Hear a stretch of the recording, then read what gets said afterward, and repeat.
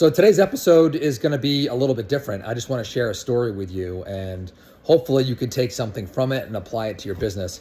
But today I was working from home, and my wife is out of town, and I got my 4 kids, and I'm taking care of everybody. And I'm trying to get some work done, and I got some big projects that we're working on that I'm really, really, really excited about. But long story short, I was feeling really, really overwhelmed, right? It felt like there was a million things to do. My assistant felt overwhelmed. My sales team felt overwhelmed. Everyone's kind of, coming at me to solve all these problems.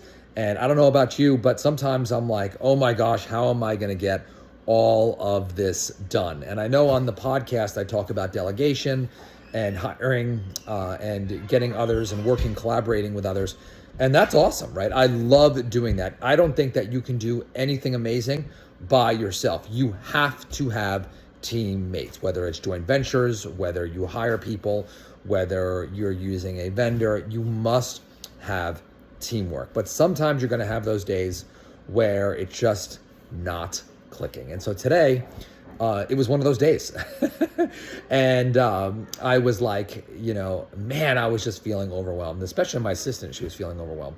And so I said, okay, as a leader of your company, right, you cannot, show when you are like feeling it, right? When you're kind of off your game, you've got to be strong, right, for everybody. And so even if, you are going to feel overwhelmed, right, sometimes, this is business. That's what business is, right? So let me give you a couple of recommendations on how I handle this today and turn this, because earlier in the day, I was like, man, how am I going to get over this? So the first thing I said to my assistant, her name is Bridget.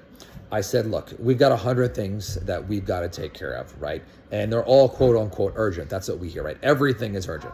Well, if everything is urgent, that means nothing is urgent. So I'm like, what are our 3 biggest problems that we have to take care of? Like, what are the things that need to happen now and are really, really, really important, right? And then let's line up those to our big priorities in business.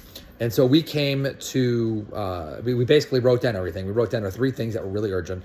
And then we also wrote the 3 things that we had going on in business, like our big priorities. And so basically we said, okay, we took those lists and saw which ones that overlapped. And we're like, we're going to work on this project until it is completed.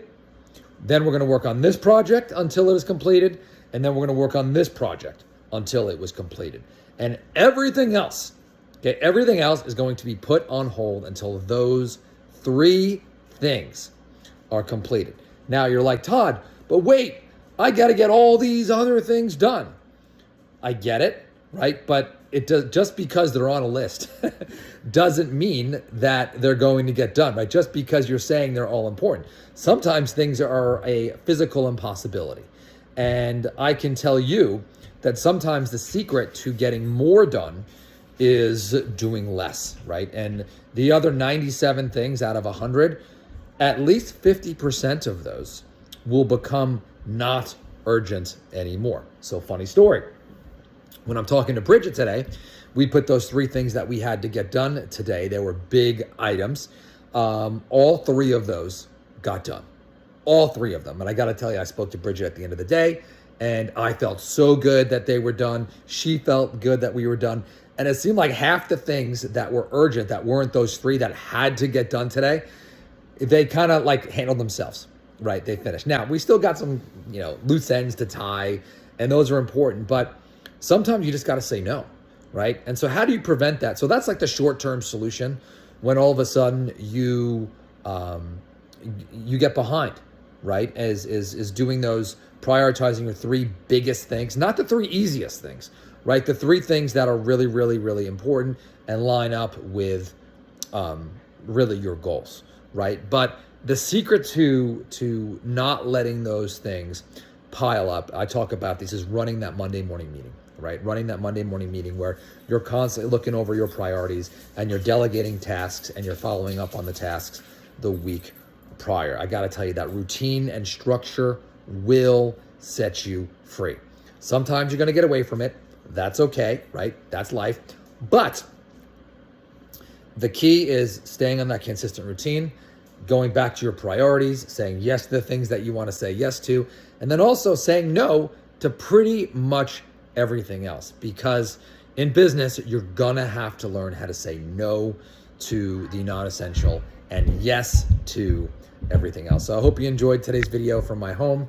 I didn't get a chance to go to the studio today, going tomorrow, but I really enjoyed this. So hopefully you can use it. Don't forget to head over to nextlevelwholesaling.com, take the Next Level Wholesaling assessment, and I will talk to you on the next episode.